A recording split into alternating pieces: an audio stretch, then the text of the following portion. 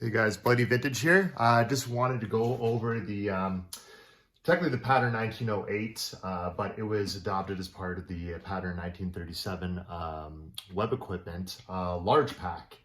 So you can really call it whatever you want. I've seen large pack is kind of the most common, and that's followed by your small pack or haversack. You can call this the large knapsack, whatever you want. Large pack is kind of what you go with. So a lot of people, when they first get it, it won't have these X straps on there. So I'm going to show you in a minute how to do these. But basically, this is kind of your naked bare proper setup for the pattern 08, pattern 1937 large pack. I had to call it pattern 1937 just for the sake of this video, being World War II based. I'm not going to comment on how it's used in World War One. But the main thing to note about this pack is kind of the purpose of it. Number one, so let's talk about that. So over here, you can see I have a full kind of like purpose put together pattern 1937 large pack, which you would see for embarkation and disembarkation of Commonwealth troops. So the big thing to note is that at the time of that, this would be your main pack on your back. So you would actually have the L straps attached to here. And your haversack would literally be on your side with the L straps removed and taken off. So, and that'd be sitting on, I believe, your left hip over your bayonet. But I'll get to that setup later.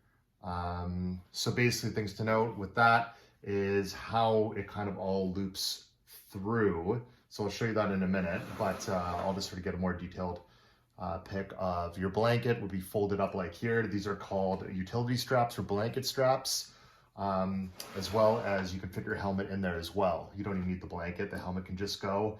That's kind of one of my more favorite carrying positions. Keeps your helmet from getting all dinged up, or if you don't want to wear it, you can throw it on the large pack. As well as you can fold a greatcoat for here, or really any other number of things you'll see. These were not worn in combat in World War II. Obviously, there was some special cases, you know, Normandy landings, guys were wearing these on their backs. They didn't know when they were going to be resupplied. So there's certain cases where you will see these, or special operations that you'll really need to have some extra storage. Because as you can see, the size difference of these is quite different. And that's why this was your combat pack. All right, so let's get into how to sort of rig these things up. All right, so completely disassembled it, taking out the L straps, taking out the utility straps, and this is your bare bones pattern 1908, 1937 small pack. Large pack. What you will notice, and a lot of people get really confused with these loopings and try to do different things with them, and I'll kind of show you what you can do compared to the buckles that you get on the bottom of the small pack. So when you don't have the buckles, you're kind of saying, okay, great, where do I hook the L straps into? They just sort of sit there. What's going on? That's what a lot of people get confused about, and took me a lot of research initially to realize that the L strap there, if I can get a full shot of it, sorry. So the L strap, if you haven't seen one, it's literally shaped like an L with a buckle on the top. Actually has to interlock with a utility strap or blanket strap. And the utility strap or blanket strap, it's pretty basic. It's just a straight, I guess, a 1-inch strap. I'd say it's a 1-inch wide strap with the buckle on the end. So you're probably wondering, okay, great. So how does that all go together? So the first thing I would do is use the utility straps. So you need 2 utility straps, 1, 2, and a left and a right. As you can see, one goes out this way, one goes out that way, kind of like a knapsack, and I'll show you that goes together in a minute. L straps. Okay, so the first thing we're going to do is we're going to put together the utility straps. So what I do, I'm just going to angle this down here so you can see a little bit better. So literally coming from the back, I'm going to loop this through here. And literally, I find the best way to do it, because this is going to be really good once you drop your L straps, you know, after you've disembarked and you're ready to go, you know, into a combat situation or something like that. You have to drop your L straps and attach them to your small haversack. So this is a good in between. So what I'll do is I'll loop that there, and literally just holds together just by pressure on the bottom.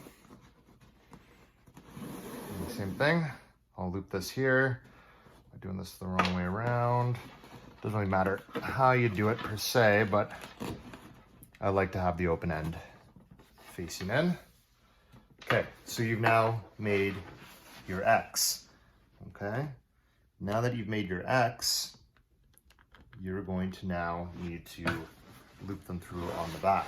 So now these are sitting here, and this is why the angles are important. So you see these things are angled. There you go. Buckle that in.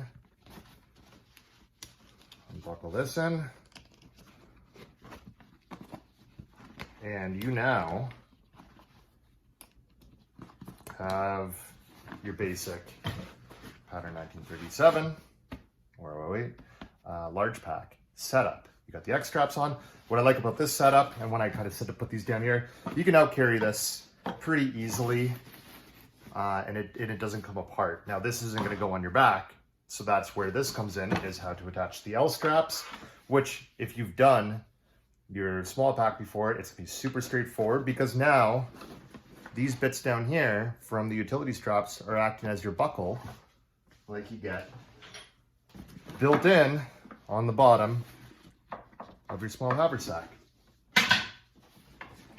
So I like to do the top first. I'm going to do the top. There's a bunch of different ways to do this. I prefer using the bag's buckle to go over. And the main reason for this, well, honestly, I can't really tell you, but if you do it the other way, your buckle is going to just come further up here. It's going to be on the top. I guess it's just sort of flapping around that you don't need, so it's better to tuck it under. Great. And then, oh, did I do this the wrong way? I'm trying to think. No, that's the right way. Just make this very clear right now. Sorry for all the complications. When you're setting it up, you should just have, this piece should be facing out with your buckle facing to the front, so it can hook onto the top of your Bren pouches. So that's kind of how you want it.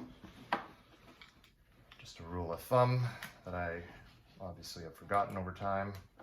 A lot of this I've set up long ago, but just wanted to make sure to get it done and remind myself how to do it. So now you're good to go. So now you have this L straps start here, all the way to the bottom, interlink with your blanket straps, your utility straps, which go all the way up and eventually link themselves to here. And I guess a big thing to show you too, this is just the way I do it, but you're like, great, I want to get into my bag. How do I get underneath? I literally just sort of loosen up the straps, or sometimes you can just get away with it. And I can literally pull the X straps back around and then unbuckle it. And then you're pretty much good to go. So I just want to show you that basic setup. And I guess while I'm here, I might as well enlighten you on sliding in your helmet and how that kind of works. Again, nothing complicated. Well, it's not complicated unless you've seen it done. And you literally just pull it in there, and you're good to go. And again, now the great thing about the way I have the buckle set up, I can now take off my L straps once I've landed at my location and drop this at camp with all my extra gear in it, all the stuff I don't need on the daily.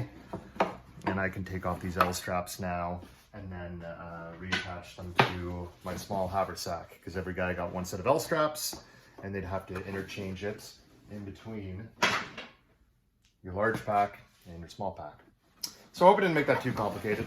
Kind of trying to give you all the info while covering sort of its general use. I'm not really going to talk much about what was packed in there, because guys have their own opinions and expertise, and that's not necessarily one of mine. but anything you really wouldn't need in the field, you know, would be put in here. Okay, so that's Blighty Vintage, and that is a pattern 1908/pattern 1937 large pack.